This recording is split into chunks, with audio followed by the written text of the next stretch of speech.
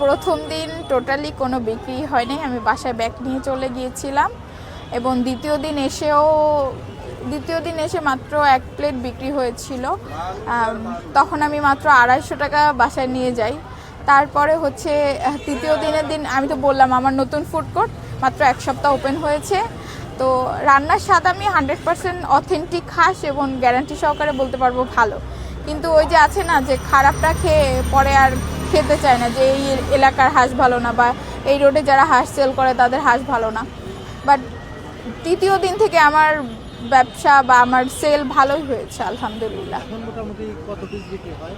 এখন আমি তো কম নিয়ে আসি হাঁস, প্রায় 2 থেকে 3টা হাঁস নিয়ে আসি। তো দেখা যায় সব সেল হয়ে যায়, আবার কালকে রিফিল করে আবার করি।